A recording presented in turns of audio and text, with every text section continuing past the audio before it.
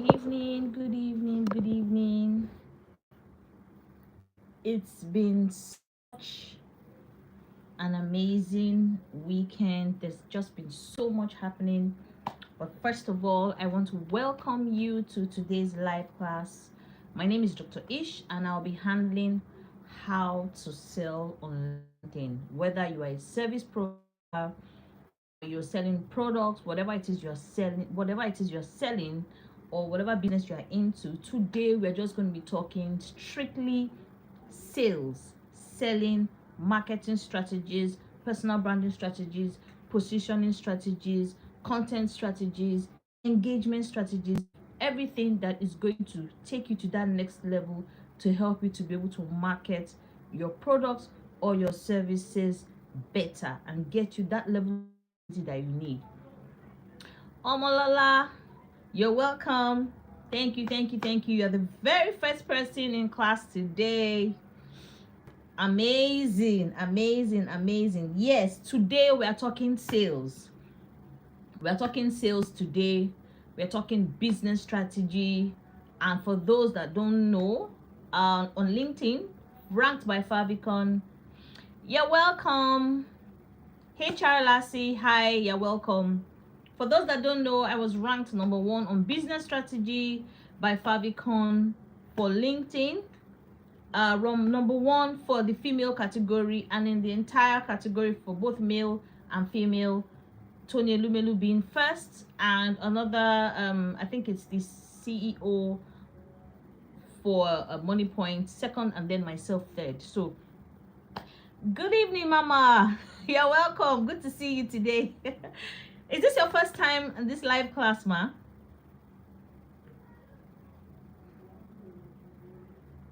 You're welcome, Ma. HR Lassie, you're welcome. Omolola, you're welcome. So before you came in, I was saying that today's topic, Sunday, good to see you. Welcome.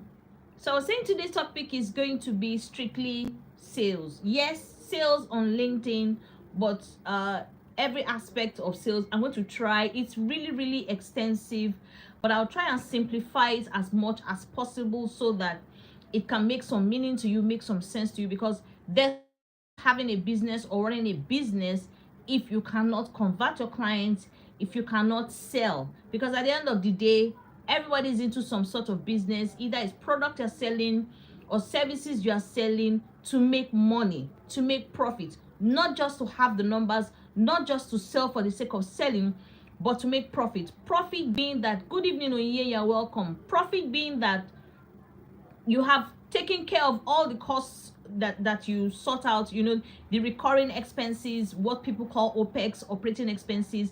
You're able to take care of all that. Oh, all right. Thank God, Mama. I trust you'll have fun today. And if there's anything, let me know. So, welcome everyone. Guys, as you're tuning in, please thumbs up. Let's see the thumbs up. I'm seeing 0 thumbs up here. If you are really excited to be here today in class, please click on the thumbs up button. And if you are yet to subscribe to this channel, please subscribe. As you already know, in case you don't know, my name is Dr. Ish. Good evening, Taiwo. I'm doing well. I'm just stressed, but I'm doing well. But because I promised that we're having class today. Zainab, good evening. Because I promised that we're going to have class, so we're just going to, dilly-dally a bit. I mean, we're already almost 5 minutes into the class, but I just want to, good evening, Abisoyo, you're welcome. I just want to wait for a few more minutes so that the class can be full enough, so that people don't lose. Ndidi, you are welcome. So that people can, still meet the juicy aspects. Like I mentioned before people came in, we are going to be talking strictly sales today, but not just sales. Onyinye, welcome. Not just sales. It's going to be a combination of a content strategy, engagement strategy, sales strategy.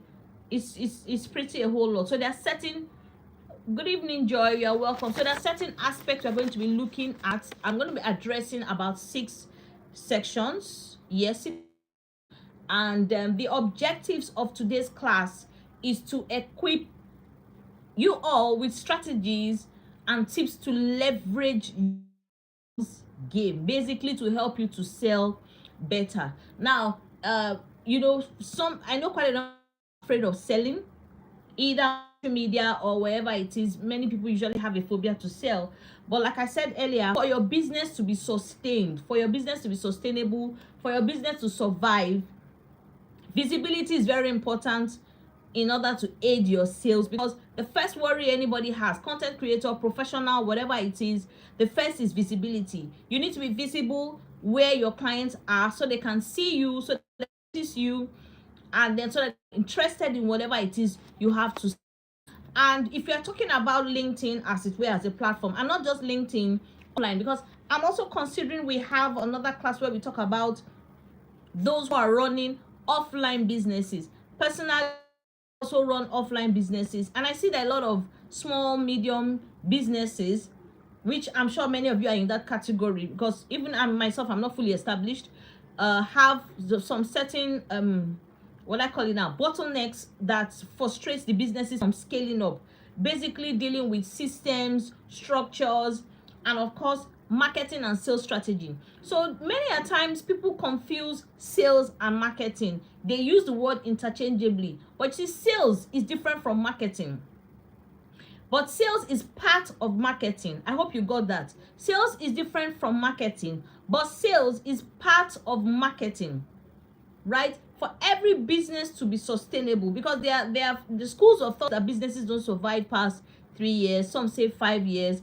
But then, of course, understanding the economy we are in now, if you're using Nigeria as an example, or even the current global issues going on now, many businesses are unable to survive, due to certain maybe government regulations, inflation, due to currency problems. There's so many things, laws, regulations, constitution, new laws that are inhibiting businesses from growing.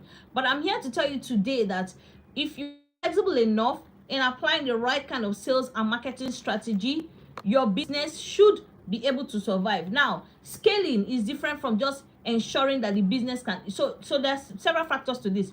You can run a business that has not even broken even. There's a term called break even. So break even is when all the expenses you use in starting your business, by the time you start the business and you start making sales, when you do your plus and minus, right, whatever you have can balance you. Yes, sales is part of marketing, but quite different from marketing. Exactly, Zainab. So at the end of the day, if what you are making is less than what you put into the business, then it means you've not broken even, right? But if at some point what you put into the business is almost commensurate to what you are making, then you can say you've broken even. Breaking even means that you neither made a loss or made a profit. You are just in the middle, right? But that's not the best place to be. But some businesses teeter in between loss and breaking even. Don't be confused, don't worry. Martha, you are welcome. Don't be confused. I'm with you, because this topic alone can take 2 to 3 days at a stretch, but we're going to break them all down. I just want to give you the basics so that you can understand the angle I'm coming from. Now, the angle I'm going to come from is the digital marketing and online sales angle, but we're still going to address the physical business itself angle. Like if you can remember clearly, in several classes I have mentioned that if you are a virtual assistant, there is the skill of being a VA and there is the business of being a VA. If you're a graphic designer or a brand strategist, as the case may be, there is the skill of being a brand strategist and there is the business of being a brand strategist. If you are in edutech, educationist, wellness coach, medical doctor, whatever it is that you are selling as a business on social media, aspect and there is the business aspect. But the skill, as I'm going to tell you now, is not enough for your business to scale. You need to have the skill, and you also need to know how to sell it. Now, how to sell it is also different from pricing. That's why I said this issue is going to be like 2-3 days class, because one class alone will address pricing strategies. Now, pricing strategies is calculating the number of hours you put into preparing your product or your service, calculating the resources you use. For creators now, it could be your time, it could be your energy, it could be your data, it could be your electricity. That is, I'm talking about inclusion. Deborah, you're welcome. Inclusion of so many factors. While for product, that now this is service-based businesses. So when you are calculating your pricing for your service, you're going to be calculating the energy extended, you're going to be calculating your data, you're going to be calculating your recharge card, the calls you make, you're going to be calculating your time, you're going to be calculating the resources you put into it, maybe courses you needed to learn to know affect that particular skill. All manner of things are going to come into that calculation. Once you are done with the calculation, then you're going to have to do what they call plus or minus an addition to ensure that your profit margin makes sense, because this is really, really common with a lot of service providers, even more than product providers. Service providers most of the times end up being short paid, right? I don't know if any of you have experienced that, but please, if you have, drop it in the comment section. Please, I don't want the class to just be only me talking. Any part that resonates with you, please drop the comment in the comment section, and please let's keep the thumbs up sign coming. And like I said before, if you've not subscribed, please subscribe so that you can continuously get notifications on when the classes come up, and of course boosts what we are doing right now. So I was talking about breaking even and not making a loss and then making a profit, right? This is not the major focus of today's class, but I just need to mention it so that you have an idea. So the making a loss is when, while the things you put into starting the business, you're not making up to that. So let's say as a service provider, your phone, you're using your phone for your business. So a phone is an asset that depreciates with time. For instance, any phone you have in your hand right now, if you've used it for, like, let's say you bought it brand new, you use it for like a week or 2 weeks, even if you want to return it back to Blessing, you're welcome, even if you want to return where you bought it from, they are definitely not going to collect it at brand new price, right? I don't know if you agree with me, but if you agree with me, please drop in the comment section. If you've ever bought anything brand new, it could be a brand new car, it could be a brand new phone, whatever it is brand new, the minute you step out of that location, it begins to lose its value. Not that it will lose its features, it just loses value. Thank you very much, guys, because you have already started using it, right? So that's what they call depreciating value in sales. Any apparatus, any item you're using to push your business, there's a certain calculation they call depreciating value. So if you are into, like, using service providers, for instance, your phone automatically, say you buy yourself a Samsung, I'm not advertising for them, you buy yourself a Samsung phone, you buy yourself an iPhone, be it brand new or fairly used, you need to also factor it, and I know many people don't know this, into the cost of your pricing, right? Thank you, Taiwo. You need to factor into the cost of your pricing. But at times, because you are a young creator, not young in age this time, but you're just young in the business, and you don't want to overprice. You don't want to overprice so that welcome, Temitope. You don't want to overprice so that you don't lose your clients. But ideally, you're supposed to factor in the depreciation value of your phone. Say, for instance, you bought the phone and you say, okay, this phone, I'm going to use it for the next 3 years for content creation. And let's say you buy the phone 300,000 naira. Ideal thing to do is to divide, let's say you buy 300,000 naira, right?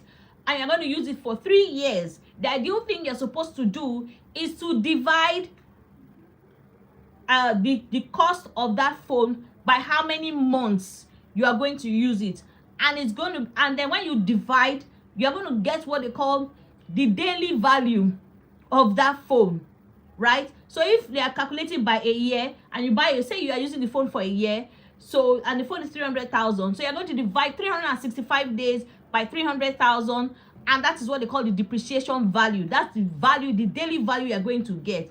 Ideally, when you are costing your services, you are going to you're going to find what do they call it now, you're going to find where to drop, you're going to know how to calculate it into your cost when you're billing your invoicing your clients or billing your clients.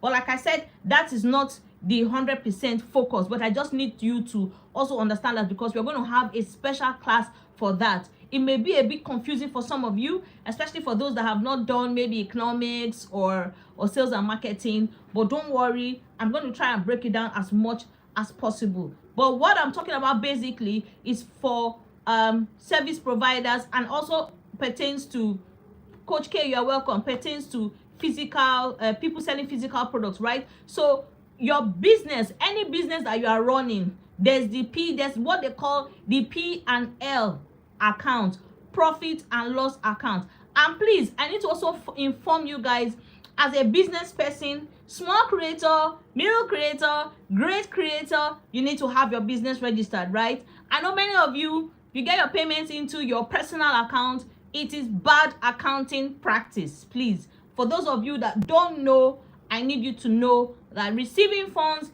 into, thank you Deborah, receiving funds into your personal account is bad accounting practice for your business, right? The only monies that should go to your personal account are things that take care of your personal needs. For any payment anybody makes to you for business, or your service or your product, should actually go into your corporate account. And there are different accounts. There's the limited liability accounts, there's the partnership, there's the sole proprietorship. But this is not an accounting class, but these are things that I also need you to have an idea about. It may not be strange to some of you, and it may be strange to some, but you need to know, because at the end of the day, when you are scaling your business, these are parts of the things you are still going to be forced to come back to. And another thing you need to note is that at the end of every year, you are supposed to print your statement account and analyze how much you made from your business. This is separate from even understanding exactly, register with CAC. Exactly. Ibukun, you are welcome. Corporate accounts, you have to register with CAC. You are so right, Abisoye, right? So you should have, or whatever country it is you are streaming from, you have your own legal body that takes care of registration of business accounts. This is proper accounting principle. While I'm not against you receiving payments into your personal account, yes, but at the end of the day, you're also going to need to be accountable. And also, there are schools of thought saying that for every business owner, you should also be paying yourself a salary every month. A certain percentage you pay yourself as a salary every month, and a certain percentage you should save. I repeat again, today's class is not for accounting principles, even if, yes, we're going to pick a day to take care of that. This is so that you, as a creator or as an online business person, is practicing the best way with systems and processes to run your business. And these are part of the things why many businesses crash, right? Because when money is coming to your personal account, you go as well and spend it as you wish. And also for services and product sales, you need to also have a budget you run your business by. And you need to have a percentage you take from your sales every month and reinvest either in your business by upskilling, buying more equipment, buying more resources, doing more courses, or investing in maybe normal financial market investments, real estate, or whatever it may be. These are just things that help you to become a better financial planner. All these coming together help you to safeguard your business, right? So this is just the basic. So we're going to have another day, we're going to talking about running offline businesses. Now, running offline businesses doesn't mean they don't have online presences. It just means the behind the scenes that many people don't get to talk about, the behind the scenes that many people don't get to see, need to be taken care of, right? So the basics of what I'm trying to tell you is that whether you are a founder, whether you are an executive, even if you are just a graphic designer, you are a founder of your business. You may not have registered your business. You are a CEO of your business. You are the chairman of your business, and you need to treat it as such, right? As long as it is giving you some certain level of financial return, you need to treat it as such. But today, we are going to take care of every other thing we are going to use to run the business. Now, we are talking about selling online in terms of either as a service provider or product provider. And like I said before, many people are positioned as either virtual assistants, executive assistants, graphic designers in the wellness industry, website creators.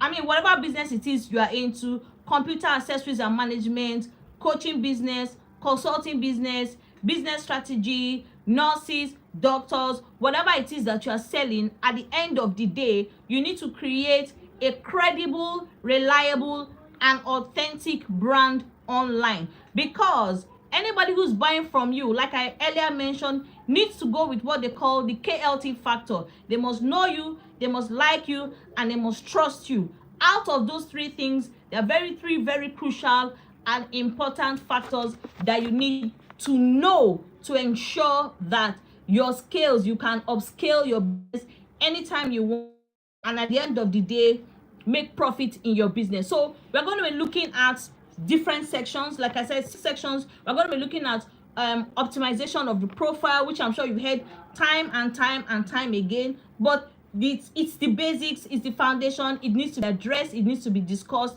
so that it has a natural progression. I'm bearing in mind that some people that are in today's class missed the other classes, so I apologize, but there's some things that are just going to need to consistently mention, so that every other person online gets the gist of the story, right? So like I said, 6 sections. We're going to be looking at optimizing the profile. We're going to look at building your network, strategies you're going to use to build your network. For those of you that saw, I don't know if every of you is aware, but I attended the LinkedIn event at Abeokuta, Ogun State. It was awesome. I met so many LinkedIners, I met so many social media personalities, and I was honored or opportuned to grace the stage and speak about storytelling and business. I'm sure some of you would have seen the post on LinkedIn online where I tried to share, I was sharing the story about the difference between an animal and a pet, and why the human connection is very important, and why storytelling is so important, because it connects, that connection, that human connection, leveraging on fear, leveraging on happiness, leveraging on sadness, leveraging on good news. There's just different aspects to it when you are using that level of narrative to not just only attract your clients but convert your clients. So strategies on connecting with your network. For some of you that saw the video, there was a video I shared, one of the videos I shared, I think the last video I shared on YouTube, where I asked a question. I said, do you have any idea what I'm doing here? And a few of you were able to answer the question that, oh, you are networking, because the entire video from start to finish showed me communicating with people, shaking hands. I was in the midst of people. It just looked like I was talking, but I was actually networking. And bravo to those that noticed it. For every business to survive, one of the things you need to have in mind, which we've discussed in previous classes, is lead generation. If you're unable to generate leads for your business, it may be a bit of a very serious problem to sustain the life of that business. You need to make sure that your business has a steady stream of clients coming in. Not having a client today and for the next 6 months you don't have a client, that just doesn't work, and it will be very, very, very frustrating for you at the end of the day. So we're looking at optimizing the profile, we're looking at building networking. We're going to be talking about networking and tips for effective pet. Yes, Henry, pet and animal story. Yes, exactly. And I spoke about how my first story, my newsletter today, I also shared in my newsletter how my very first story I shared was with the parrot my grandfather bought for me. Of course, there were other reasons why that happened, but at the end of the day, it became a very, very strong tool and strong story as to my purpose and my why, as to what I'm actually doing now. So we'll also be talking about tips for effective strategy, connection, conversation, how to personalize connection requests properly. It's not a feature everybody's going to have, and I know that there are certain what do they call it now, there's a benchmark. You can't really, I think you can't send more than 5 during a certain period. So but don't let that deter you, because I don't even use it, to be very honest, or maybe because I have a large followership right now, so it's easier for people to accept me. but I know it was a bit of a problem for me at the beginning. So as I earlier mentioned, we are also going to be looking at content strategy. We are going to be looking at parrot. We're going to be looking at content strategy. We're going to be looking at content creation tips. We're going to be looking at how you can use industry insights as part of your content strategy. We're going to also be talking about engaging with others. I recently checked my analytics. I mentioned, guys, in case you've forgotten, I'll still mention it again. You should marry your analytics. Marry it, right? And when I mean marry it, I mean be obsessed about it. Always check your analytics every day. I'm so obsessed. I check mine like maybe 3 to 6 times a day. The reason for this is so that you can know the posts that are doing well, right, and the posts that are not doing well. It's very, very important in terms of impressions, in terms of engagement. This is really, really important. Sometimes your profile will be properly optimized, but still you are getting crickets in the DM and you're getting crickets in the comment section, and that is a really serious problem, because before you know it, after a while you're going to be so discouraged, right? So we're also going to be looking at how to identify potential clients, where to find these potential clients, and of course measuring success, the impact of what you are doing. Is what you're doing making sense, or you're just wasting your time on the platform? And let me make something clear. This is not just only for LinkedIn. This is generally for social media. All this I can tell you categorically, because currently as we speak, as you already know, before now, when we have our LinkedIn live events, you know, we used to have them audio, and then later they moved to live. And not even with the live, we had to stream, you know, while on live. Apart from that, I deliberately decided to start positioning on YouTube for many reasons, many personal reasons. And as we speak, apart from positioning on YouTube, I'm also positioning on Instagram and TikTok. And as of today, I got almost 100 new followers on Instagram today, because I started arranging my strategies, my video content, my video strategy, and I started doing more research. So we're going to be talking about research as well. I hope I remember that when we are talking. So there's quite a lot that, you know, needs to be done in terms of sales, right? Making sales. And I can tell you that, so I've gotten to a point where one client alone can pay me 6 figures, 7 figures, and that's the only client I have for the month. Before, I would have like 50 clients, 70 clients. I'll be exhausted, I'll be tired. I mean, I can't. But you know, of course, you know, like we say, start small, and then at the point where you'll be able to gain ground, gain credibility, gain trust, and your social proof, which is your testimonials and works you've done for other people, start speaking for you, it's easier to start demanding higher. But like I said, we are still going to talk about profit and loss, but not today, so we don't confuse the entire, you know, the entire vibe of what we're trying to talk about. Okay, so going back to the basics now, I don't know if every one of you online now is positioned on LinkedIn, but whatever platform you're positioned on, whatever platform that you are known popularly for, please bear in mind that these strategies we will be discussing today can actually be replicated on every other platform, because I wouldn't be saying it if I didn't try it. I've tried it on YouTube. It's working. Yes. Yes, Deborah, yes, you are right. Anytime people share milestones or getting new jobs, people comment more. But you know, I always like asking people, why are you on that platform? Now, we have scrollers, we have watchers. Everybody's positioned on social media for one reason or the other. So some people are positioned on social media because they want to they want something that will take away their sorrows and their pains, something that will distract them. Some are on LinkedIn or any social media to get new jobs, new gigs, whatever I mean. In fact, let me even shock you. Today I saw a job, what is it called now, job vacancy or opening on LinkedIn. I'm sorry, I can't mention the name of the company. Very senior role, and I happen to know the head of HR, I met her on LinkedIn. We now decided to have a physical meet, and we're pretty close now. We're like sisters. And I just sent her a chat shortly before we had this session, and I was like, sister, how are you? I saw this job offer from your company, and I remember you mentioned it to me sometime in November, December, that an opening was coming out soon for this so and so department. Is this what you were talking about? She said, oh yes. So that yes. Is this something interesting? I said, why not? I mean, who doesn't like money? Yes, I'm interested. And guess what? I didn't have to apply for the job on LinkedIn. I sent her my CV on WhatsApp and then a backup via her email. And guess what? She says she's taking the CV to the MD for me herself.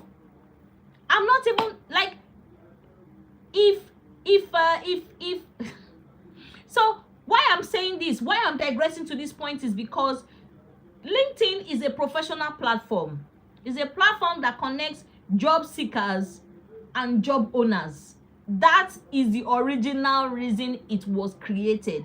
Every platform has why they were created. However, apart from the creation, the platform is allowed to evolve in time. Few years ago, let's say 4-5 years ago, LinkedIn was so boring.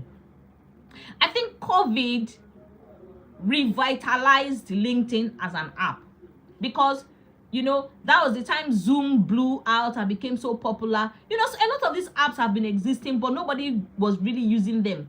So COVID made these things now become needed. Now you can imagine during COVID, everybody's running to Instagram, TikTok, Facebook, and then nobody's going to LinkedIn because it's boring. We can't sell. It's only for job seekers. It doesn't encourage creators. So at the end of the day, people were not really, representing on LinkedIn until they did a revamp, and then it started becoming, congratulations to me, I just got a 6-figure deal. Congratulations to me, I just hit 21K followers. Thank God for my life. I just got 2K followers. I've been on this app for 15 years, and I got only 500 followers. Glory be to God, and I have 20,000 followers. All manner. And trust me, when it comes to celebration, I mean, if I'm to invite you to a party and tell you I'm having my birthday party and I'm serving free food, will you come or not? Thank you, Deborah. Will you come or not? So if I invite you for a party and I say, Deborah, Henry, Abisoye, come for a free plate of rice and chicken and a bottle of Coke and a bottle of malt and a bottle of Fanta and some cake and some ice cream. The next thing you're going to tell me is, please, doctor, can you send us the address? Thank you, Henry.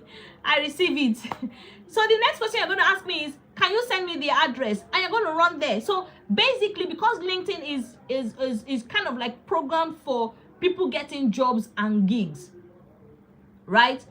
Those congratulations are always in order and always excites people. People get excited when people share those things.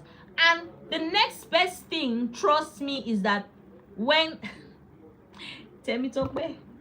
So the next best thing is that when people congratulate like that, that's why I said you need to understand why you are there. Quite a number of them go into the DMs of those people to say, how did you do it? Now, you may get a response and you may never get a response. Debbie, I know. So you may get a response and you may not get a response. But if you're on LinkedIn to network and to make sales, you will not get distracted by that. Now, I'm not saying don't celebrate to other people. Please don't get me wrong. Celebrate, jubilate, wish them well. Yours will come as long as you're applying the right strategies. But it is what it is.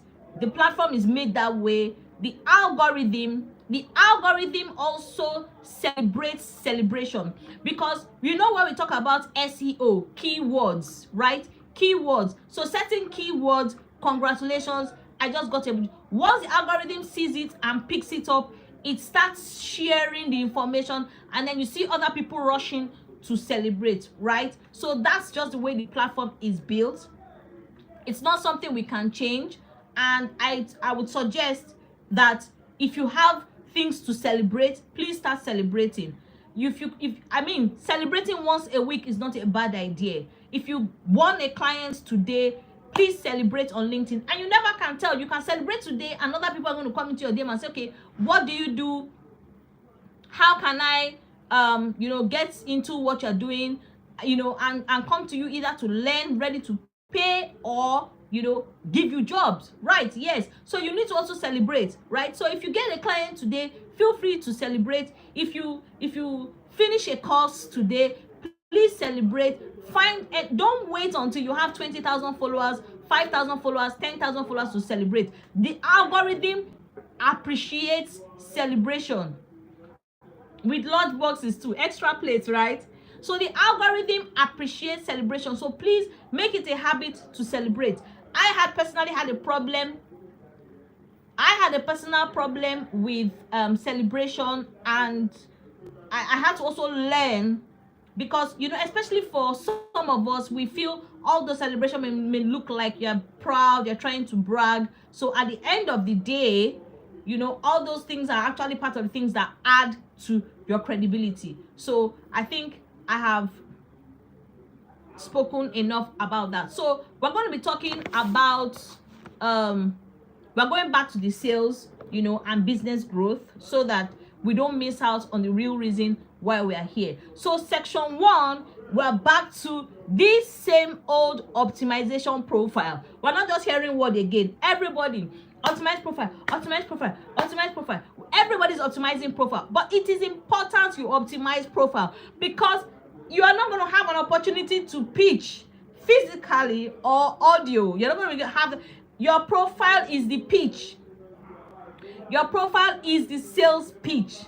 It is your home, it is your house, it is your in Nigerian palace, your domot. So for sales and business growth, you need to ensure that your shop, your store, your office is in order. And one of the things I always hammer on is, first of all, having a professional picture. Remember, we deliberated so much about that in other classes. Have a professional picture, then move on shortly to have what they call a compelling summary, right? Compelling summary usually is your about section that just tells us something about you, your purpose, your why, the problems you can solve, and of course, do not forget to add your USP, which is your unique selling proposition, right?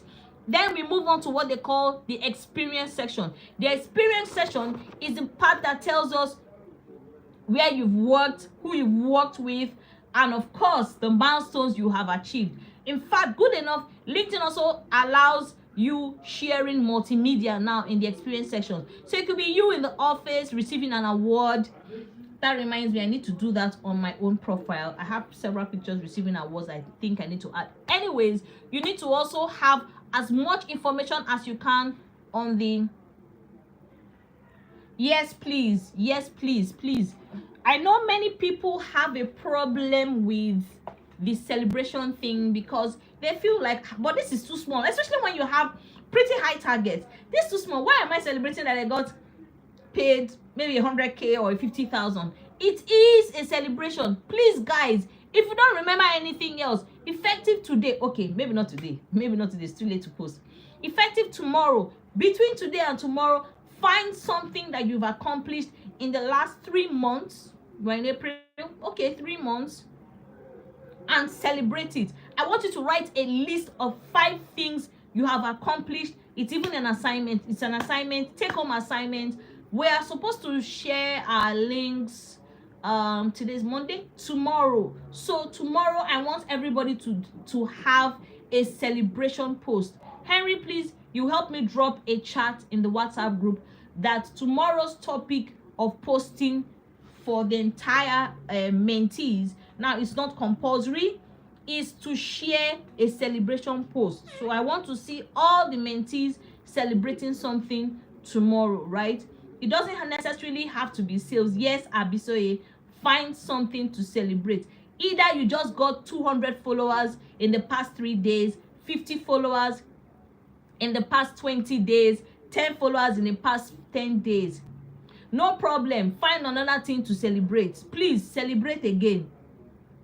People are always ashamed of celebrating. But okay, if you celebrated Bisoye, it's fine. I think I saw your post. Yes, I saw your post, your follower count. But that's fine. If you've not celebrated your follower celebration, your follower count in a long while, it could be a sale you made, right? It could be a sale. You made a sale. You don't necessarily have to say you made 5,000 naira, you made 10,000. Well, the best way to do is, I made a 5-figure sale, I made a 4-figure sale, I made a 7-figure sale. Those are part of the things that add to your credibility. All right, so let's have celebration posts going out tomorrow. It's part of the testimonials and credibility that helps to improve your sales. So back to optimization of profile. I spoke about having a professional picture. You guys can take a look at my own profile, see what it looks like. I know mine is all snazzy and everything, but it doesn't have to be exactly like mine. You can just do something similar. You can wear a suit. Oh, we've got a French person here. Bonjour. Sorry, I don't speak French, but you're welcome. So you can wear a suit. You can wear a nice dress. Just look clean, look neat, look clean shaven, have a nice hairdo, prepare, handle yourself properly, and present yourself well, right? Sometimes your profile may be beautiful and people take a look at your picture and they already, it's a turn off for them. They feel like you're not professional, you don't look good. I don't want to do business with this kind of person. So please take it as a priority. Your post may even be fantastic, but your profile is really, really sad, really not. I mean, if you're going to rate from a 1 to 10 and they rate your profile, it's going to be. Now, I need you to also investigate research your competitors, people doing exactly the same thing you do. Find the people doing the same business you are doing and take a look at their profile. Analyze their profile with yours. Analyze the followership with yours. Analyze their content reaction. How many reactions do they get? How high is their engagement? You need to be able to know how you can rate yourself against your competitors. It is very important. You cannot sit comfortably where you are and call yourself a local champion and say, I'm doing so well, I'm doing so well. You may not be doing well at all. So when you see what your competitors are doing, now I'm not saying compete with them, I'm saying learn from them, right? But still, it is very sacrosanct and important that you take care of your professional picture, right? No haggard looking hairdo, no haggard looking clothes, no wrong looking background. Let it show you, represent you in a very professional light, right? So moving on to section 2, because I don't want us to exceed, a little bit over an hour. So moving on to section 2, we are looking at building your network, strategies to build your network. Now, you have to understand that in sales, to sell, you must ensure you are connected to the relevant people. Guys, if you are not connected to the relevant people, your message is going to be like water pouring on rocks. Godonu, Gabriel, you are welcome. So your information is going to be pouring on them like rocks. So you need to be connected to the relevant people in your business.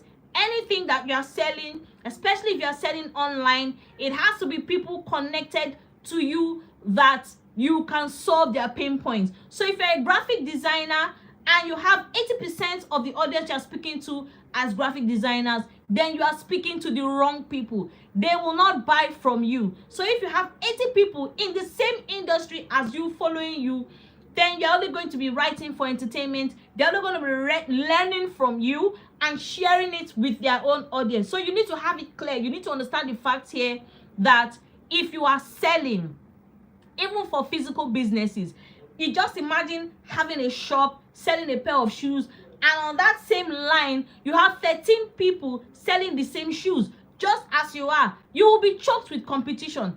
Everybody's doing the same thing that you are doing. So you need to understand, sometimes your location is very important. Then for some people, they are not supposed to be positioned on LinkedIn. They're meant to be on Instagram. That's where connecting with the right people also comes in, right? Some people are supposed to be on Instagram. Some are supposed to be on Facebook. Some are supposed to be on TikTok, but they're on LinkedIn. So you need to understand my target audience. Where can I find them? You can do a research on that.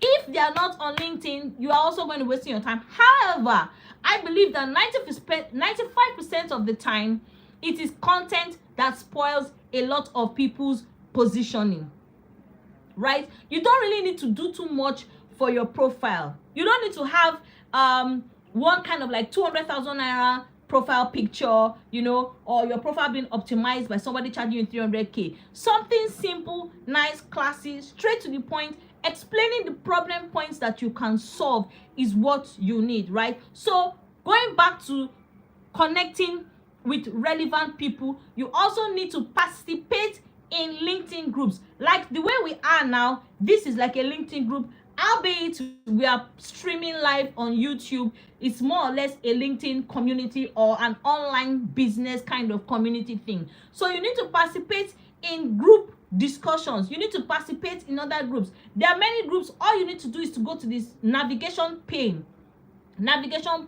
Yes, connect with relevant and right people. So I want you to go back to your impressions, to your engagements. There's a place you can go to check your audience, the demographics of your audience. So for me, for instance, I have about 3.9 CEOs and founders following me, followed by graphic designers and all. But it's easier for me to have my target audience spread in different industries because I basically preach positioning, sales, public speaking, and storytelling, which appeals to almost all industries. However, a UX designer who has 80% UX designer following him will be struggling with sales because he's not talking to the relevant people.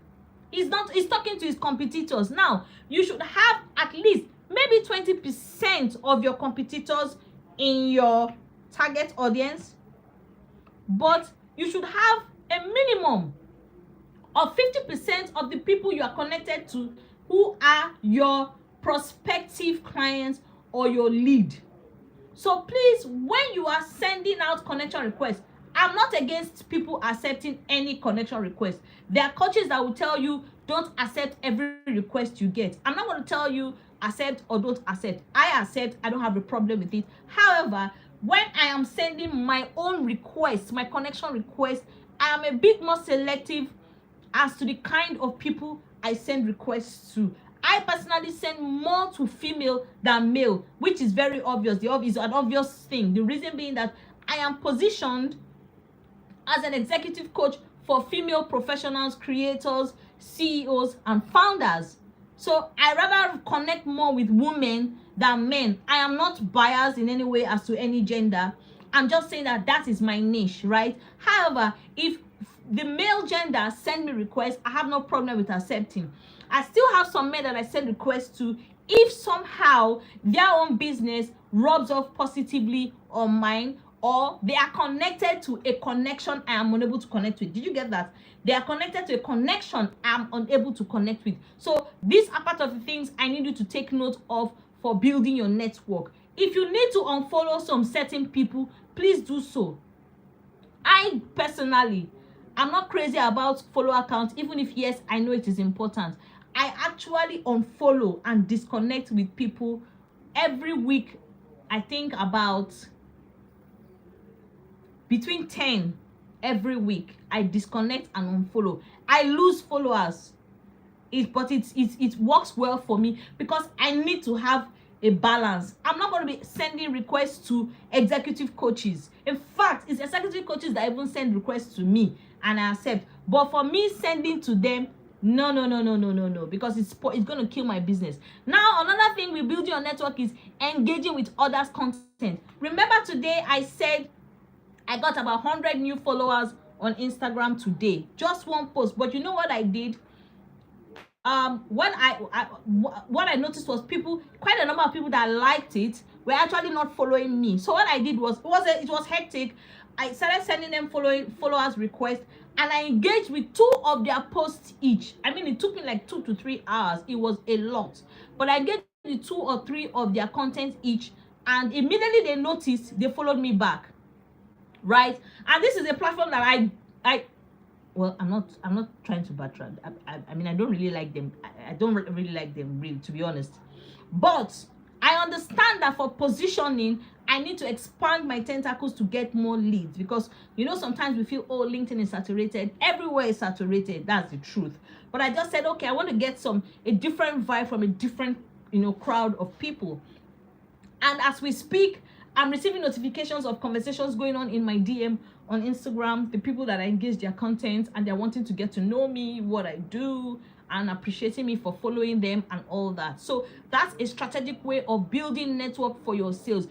Today alone, I've had about 5 to 10 people telling me they want to sign up for my classes or my mentorship program, any of my paid classes. So this is a very fantastic way to increase your business growth and your sales. And part of the tips for effective positioning is to also know how to personalize connection requests, right? There are different ways of personalizing this connection request. Now on LinkedIn, now I'm going to talk about it on different platforms. On LinkedIn now, I know that people are usually giving maybe like 5 or 10 connection requests. I don't want to give you wrong information, maybe daily or weekly, but once you exceed it. But you see, the easiest way to personalize a request is by engaging on their content. By the time you engage like 5 of their contents and like and comment, they're going to notice you, because they're going to receive the alert or the notification that somebody is commenting. This happens across all platforms, be it TikTok, Instagram, LinkedIn, Facebook. It's going to pop up one particular name commenting on 10 of your content, putting wonderful comments.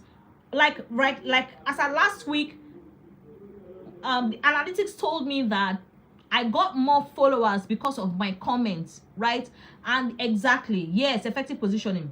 So I got more followers because of my comments, and my percentage was 46.9, right? As of today, my percentage was 53.5 or something like that. I'll try and do a screenshot and drop in the group. So that's to say that my engagement is getting me more notice, more notice from people, more awareness. My search, it was only 2% or 12% that searched for me. No, it can't be 12. Maybe 2 or something. One very funny figure. So it means that I have been getting my followers from comment section and my content. So I'll do a screenshot and drop in the group, and I'll try and put arrows so that you can understand what I mean. So that is why engaging strategically is a fantastic way to build your network. And I said, okay, what the heck? Let me try this formula on Instagram just today, and it worked. And I've been positioned on Instagram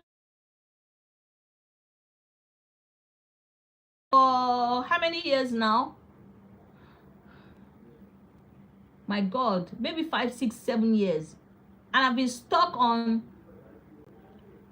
maybe 1,000 followers. It was more than that. It dropped because I wasn't doing anything for about 3 years. So I only became serious about it first week March. And I was on 1,100 followers for forever. So yes, I think last week I got serious about it, and I said no, I'm going to try. So I said, okay, I'm going to set a target for myself. I want to see if I can grow my page to 2,500 followers, say latest March. It is work. It is mentally tasking. You can imagine after engaging on LinkedIn. I'm even lucky that I'm an online creator. So those who are even running 9 to 5, you can imagine the hell they'll be going through, because you come back exhausted, you can't even think, you can't talk, you're stressed out. But these are the things that need to be done.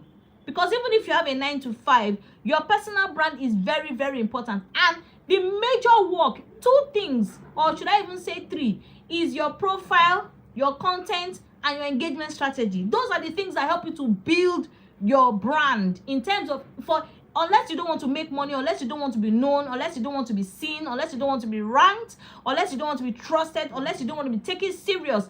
This is important. How else will people know you if you don't go into their house and have discussions with them, right? So yes, you have to. I recently started work on Instagram and TikTok, as I earlier mentioned. And I've gathered on Instagram alone today, like I earlier mentioned, 100 followers today, organic, just from engagement. It's video content, the same with TikTok too, and also YouTube. So it's an evil that you need to deal with. You need to, because trust me, you see, when somebody writes and you read what they are writing, you may be able to resonate and connect, but not 100%. But you see, when people meet you, like when I went for LinkedIn Abeokuta event, People met me and they're like, mama ginger, your ginger online is the same with your ginger physically. And I laughed because some people, when they write, there's so much fire, but when you meet them, they're very quiet. And some, they are very quiet when they write, but when you meet them one-on-one, they're full of life. Me, I'm the same online, offline, morning, night. You know, that's just me, but not everybody's like me, right? So I said, okay, you know what? These platforms, because you can't only be on one place. Trust me, most influencers, like there's a lady Ade Ife, she's doing so well on LinkedIn. I don't know if you guys know her on LinkedIn. She's got a large followership on Instagram. She's fully there on YouTube. Yeah, she's doing well. TikTok, viral, you know, she's really doing well. But though she's been building for years, so you know, so I give that to her. She's been positioning for years. But so I don't lose track, you know, personalizing connection requests is important. And see, the easiest way not to fall into any trouble, because you know, especially when you're talking to people that are older than you or younger than you or another religion or another tribe, you need to be very careful, especially if it's discussion across borders. Let's say you're talking to an American, or you're talking to British, or you're talking to French. You know, the language barrier and the cultural barrier. So when you're sending messages, you need to be careful. And I always advise, first thing first, engage with their content. Engage, because that's one of the best ways to emotionally connect. And then your observations is what you can now send to their DM. Or you would notice that, you know, maybe you share like 100 connection similar. Let's say me and Abimbola.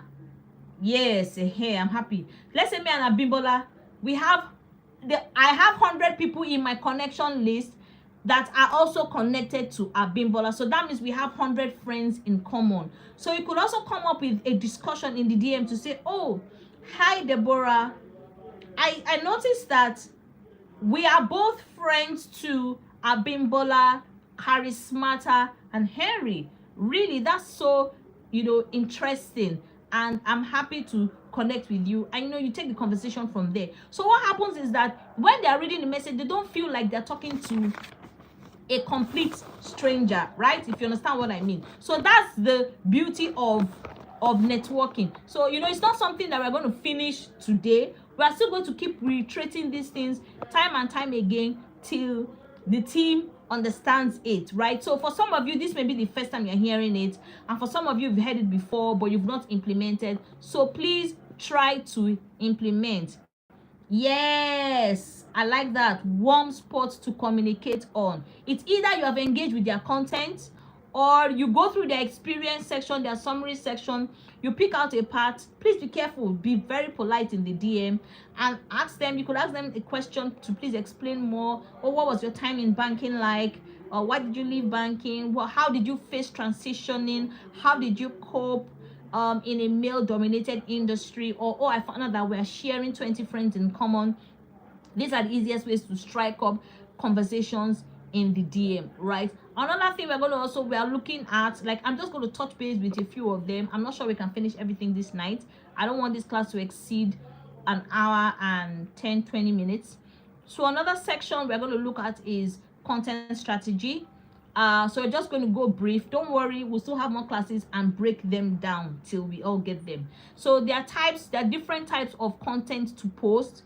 I tell people that I am a storyteller, so I do like 80% stories. However, I would advise that when you're posting your content on any platform of social media, and even if it is on YouTube, even if you aspire to become an influencer on YouTube or an influencer on Instagram, influencer on LinkedIn, influencer on TikTok, these strategies work across board. But using YouTube as an example, right, you need to understand that industry insights, it's just that your interpretation of it has to be fun-loving and interesting. You know, we also talked about hook, rehook, content of the message, and then the PS, and then the call to action, right? So industry insights, right? If you're analyzing LinkedIn, industry insight works. It deals with facts and figures. You can use AI to generate these things, but like I always advise, don't just copy and paste and drop it. You must, if you use AI to write, refine it into your own words, add a bit of story and experience into it so that it looks more robust and more authentic. Because part of the thing that makes your sales to improve is when your clients feel that you are authentic. Because if they come across your post, your content, whether it's visual or written, and they feel somebody else has said exactly the same thing, it's going to bore them and they're not going to stay to even get to the end, right? So humanize your AI content. Exactly. Now, personal stories also is excellent. Industry insights is excellent. Valuable resources, maybe you can have like some certain forms, different resources that you can give for free. And I always tell people, to build your brand, especially when it comes to sales and marketing and business growth, you should not gatekeep. Always be willing. I didn't say sell your offers for free. I'm not preaching that. I'm saying share resources, helpful resources, relevant resources, right? And this comes industry insights, things that people may not really even know about. So we have clients, different kind of clients. We have the problem aware clients and the problem unaware clients. The problem aware clients or the problem unaware clients, you can educate them with industry insights. So even if a problem aware person sees an industry insight pertaining to his own pain points, with a few tweak here and there, it's going to look like fresh information to them. Problem unaware will see it and be like, wow, I really didn't know about this, right? Personalized stories as well work wonders. I do that a lot. But if you can mix, and this is where practice comes in, you need to do this consistently. If you can mix industry insights with personalized stories and valuable resources, it will be a game changer for your content strategy.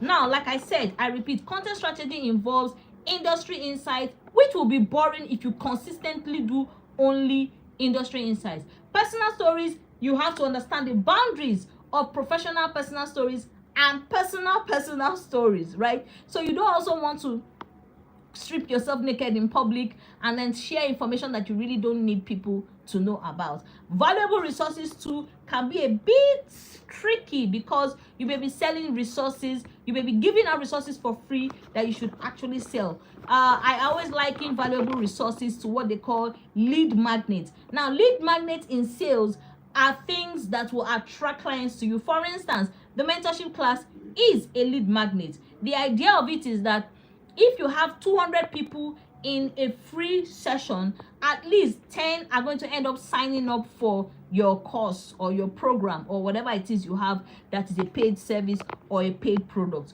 So lead magnets actually are the kind of valuable resources you'll be sharing. However, lead magnets are usually not 100%. They just have a certain portion that will water the appetite of your leads or your prospects and get them wanting more, and then bringing them to your DM or to the comment section asking to buy into your product or your service. And then we move to content creation tips, which simply is keep it concise and make it engaging. We've talked about hook, rehook, body, CTA, and PS. Now, I'll just briefly go through that for those that were not in the class.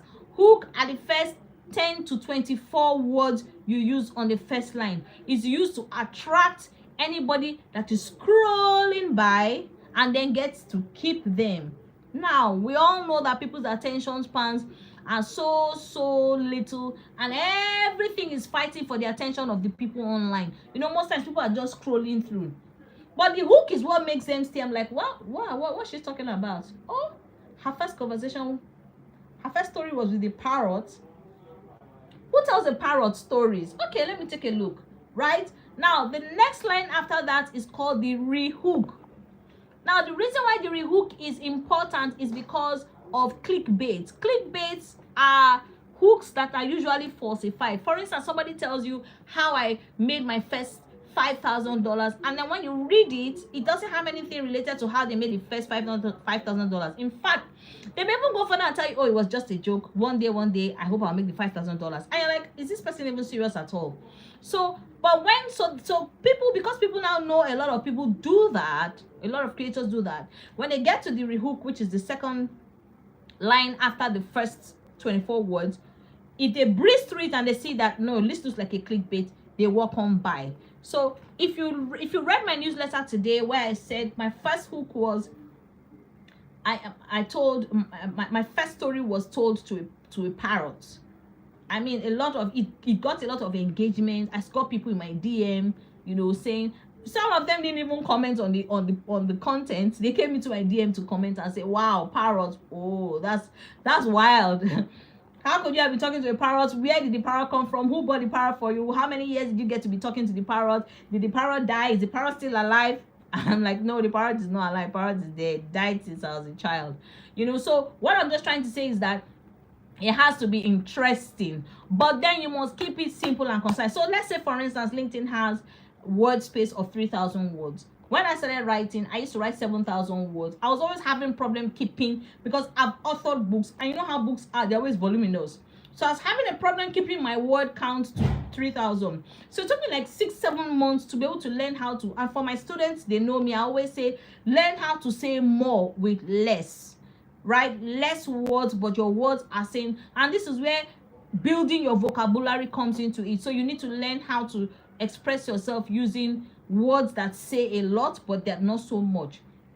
Keep it concise so that people can quickly read whatever it is you're saying and move on. And make sure for every post you have, advertise what you are selling. Now, when we say advertise what you are selling, I'm not saying put at the end, come and buy, come and buy, come and buy. No, it's going to put people off. You have to do what they call sell without being salesy, right? We're just going to use the approach of, if you buy into my service or you buy into my product, this is a problem is going to solve. I guarantee you to solve this problem within 10 days, within 2 days. So anything you are selling stylishly, you are also giving a certain level of guarantee. Now, I'm not telling you to tell them it's going to heal you of whatever sickness in 1 minute. No, make your promises realistic so that nobody drags you about it online. Exactly. Sell without selling. Use visuals and multimedia, like on social media. Okay, so like Instagram, TikTok, we all know that those are strictly video based. However, not every content is video. Some use flyers or just to put a little bit of music at the background to make it more interesting, so that your content doesn't get boring, and so that your clients keep coming back to always learn something new from you. You have to learn how to improvise.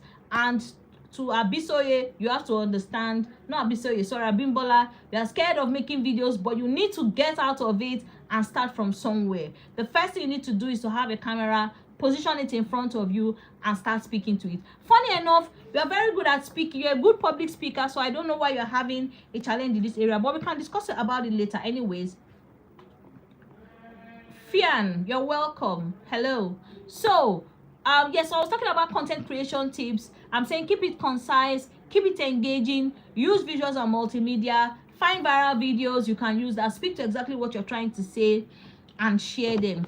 So I mean, I've spoken about engaging with others, like and comment, share their posts. Some of you have never shared anybody's post. You need to know how to share posts, repost for other people. It's another way of connecting deeply with people. So when people see that you repost them, I'm not saying repost for everybody. No, be very strategic, right? And I would advise, to be easily noticed, it's best to repost for people that have a certain level of number count of followers, so that they can easily notice you. So if somebody has like 20,000 followers, they may not 20 or 50,000 followers, and they have like 20 reposts, they may not notice you reposted. Some are not observant. I personally am very observant to people that repost my post.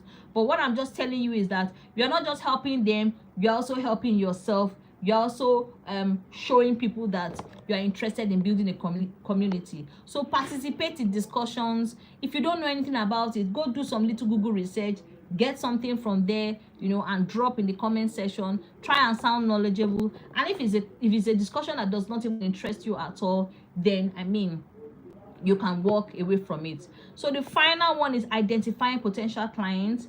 So you have to leverage on like I said, connections that similar connections you have with other people. You have to learn to reach out to your prospects, which is called DM strategy. That is another class entirely, because there's so many aspects of DM strategy: cold call, warm call, hot call. You know, we've spoken at that before. So there are strategies to reaching out to people. There are strategies to engaging consistently, maybe for like 2 weeks without even asking or pitching or selling anything. Sometimes your clients may even end up coming into your DM to thank you for what you've done for them. At the end of the day, they ask you, okay, so what are you into? What do you do? They're interested, and then you can now pitch. Let them give you the green light before you start throwing your services at them. And most importantly, measuring success. You need to understand how to measure the success of what you have been doing, right? It's very, very important so that you know the strategy is working. Now, the best way to measure success is going through your impression and going through your engagement. Every social media platform has this. Every social media platform. YouTube has it, Instagram has it, TikTok has it, LinkedIn has it. So if you're having any challenge in knowing where to check your impressions, please let me know in the comment section or in our chat group, and I will gladly show you, do screenshots or a short video of where you can check your metrics. So once you check, like now, I check my metrics every day. Like I said, I'm obsessed about it. So I know areas, I know topics that my audience like to hear. I know areas of discussion, my topics, my audience like to hear. So I try to gravitate towards that. However, I have to be careful so I don't lose the essence of what I'm doing, right? So at the end of the day, the truth of the matter is that if you have your profile properly optimized, professional photo, all whatnot that needs to be there, summary section, about section, your experience section, your skills are properly endorsed by people that have worked with you, and you have, let's say, a minimum of 2 to 5 recommendations. So if you don't have any recommendations, you need to start sending recommendations now. If you don't have skills endorsed for places you've worked, you need to start getting endorsements of your skills. You can actually send messages to people you've worked with in the past to ask them, please, can you send me a recommendation? Please, can you endorse my skills? I don't do that any longer. People automatically endorse my skills, automatically recommend me without me even asking. But if you're a newbie on LinkedIn or social media, please, you need to know how to do that. Now, we would have spoken about creating your own portfolio, but that is going to be entirely another class. We're also going to talk about, how to prepare for job interviews, public speaking, likely questions they ask for job interviews, how to prepare for 9 to 5er, how to manage your 9 to 5 and being a creative so that you can balance it. So there's so much that we still need to talk about. But to cap it all, remember I spoke about several things to ensure that your business grows and your sales increases. I spoke about profile optimization. Remember the necessary things you need to look at. I spoke about building your network. LinkedIn is okay, Deborah. For someone that his or her prospects are SMBs, what platform do you advise person to be? LinkedIn and Instagram, 2 of them work perfectly. I'm not sure about TikTok, but I know LinkedIn and Instagram. YouTube is also good, but just so that you are not overwhelmed. I always tell people, face one platform, become an authority there before you start moving anywhere else, right? Become comfortable, understand the algorithm, understand everything it involves before you move in. So I personally recommend LinkedIn and Instagram for this, right? So we spoke about optimizing profile, we spoke about building your network. The strategy is to connect with relevant participants in LinkedIn groups. We are still going to have a special class for LinkedIn groups, right? That one is the whole lot, so many groups. CTA and PS. CTA means call to action, and PS is postscript. CTA is the instruction you give people that read your content, telling them what to do. It's an instruction you as a creator is telling people to do. For instance, follow Dr. Ish for more tips on business strategy and sales. That is a CTA. Or DM me mentor to learn more on how to position yourself on LinkedIn. CTA is instruction you give your audience on your content. It's always at the bottom part of your content shortly before you clock out of that post. PS is postscript, a question you throw for engagement to the audience. For instance, one of my posts, I wrote, what is the worst kind of pet you have seen in anybody's house? And then I started getting response like lion, monkey, terrible animal. Some said goat, some said cat, some said bulldog, all manner. So PS usually drives conversations in the comment section in case the content itself is boring. So that is it. So any content you have must have a CTA. However, there's what they call weak CTA and strong CTA, meaning that strong CTA does a higher level of conversion, meaning anybody that reads your post, it's not reaction though. Sometimes you can write a post and only 10 people react, but you will have 20 people in your DM that want your course. So it's not all about the reaction. At the same time too, your post can be boring, but you see that question you asked, it's just like saying, how many times does NEPA take light in your area? Trust me, you will see so many comments. People will not even respond to the content you wrote anymore. Is that NEPA matter that they're going to be talking about? So that is what PS does, and that is what CTA does. So we spoke about effective personal connection requests, how you notice people's content, comment on their posts, and then when you go into their DM, if you're interested in having deeper relationships with them, you make sure you make a mention, oh, I read your post 2 days ago, I really loved it. These are strategies you can use to grow your business, grow your leads, grow your prospects, grow your clients, form deeper relationships. At the end of the day, they must convert to sales.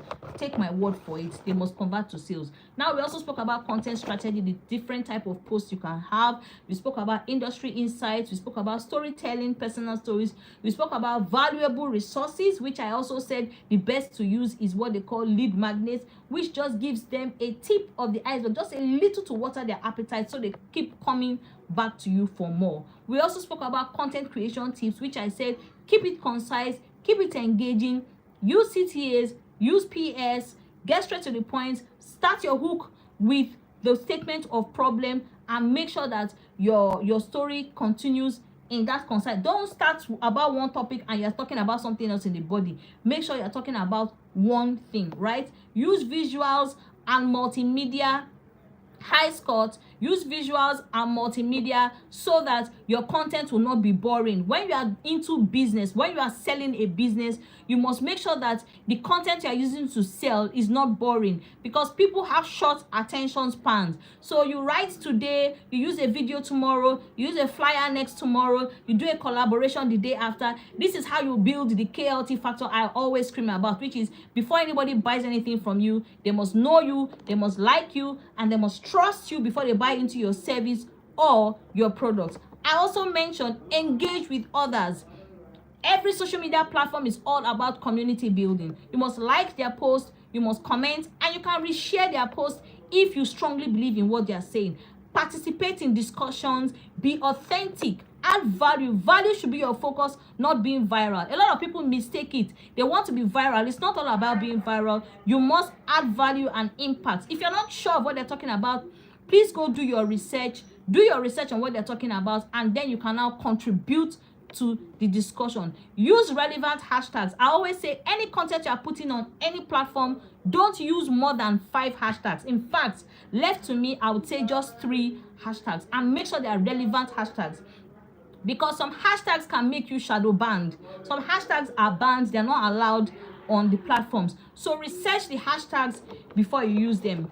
And I also spoke about how to identify your potential clients. I said if you have too many competitors in the same business with you that you are following, you may have really small amount of clients. For instance, if you're a graphic designer and 80% of your fellow graphic designers are following your content, then you may not really be selling to them. They are learning from you instead. So you need to be able to itemize at least 5 of your ideal clients, and then go out and search for them, connect with them. I've already mentioned to you how to connect, how to drive conversations in the DM.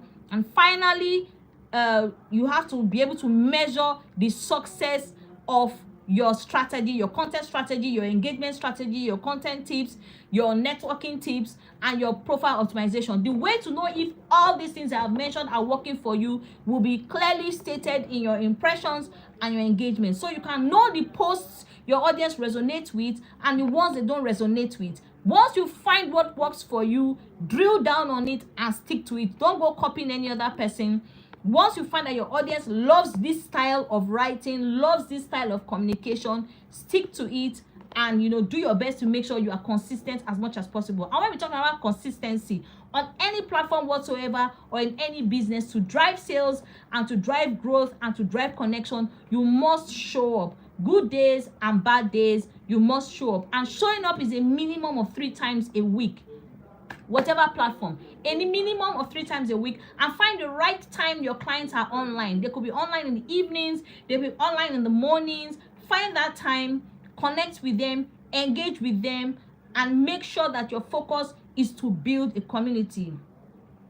Yes, a lot without much value go viral, and you know there's so many reasons to that. Some of them use SEO words very well that makes them searchable from other places, and a lot of times even the people going viral, 90% reacting are actually not the ideal clients of those people. They are actually competitors or friends. Trust me, it doesn't necessarily interpret to sales. Yes, a lot that don't have any sense, I can't mention names, go viral, but like I said, stay focused on impact and value, and make sure that you are also growing yourself, right? Even if you feel like me now, I feel, oh yes, I've been ranked #1 business female strategist, but that does not mean I'm not going to keep learning. It doesn't mean I'm not going to keep educating myself. It doesn't mean I'm not going to keep going out to other platforms to learn from my fellow business strategists so that I can improve in my game, because someone somewhere behind is also looking to you to improve as well, and you don't want them overtaking you. So you need to make sure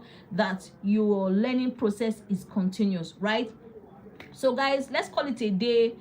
We've already stretched to over an hour. Please come back to the video and watch if you still need to get one or two things, but it's going to take like a while for it to load completely on YouTube, and when it does, I'll share the link with the group so you can come back to it for any aspect you missed, so you can watch. Please, this class is power packed. There's a lot of information here.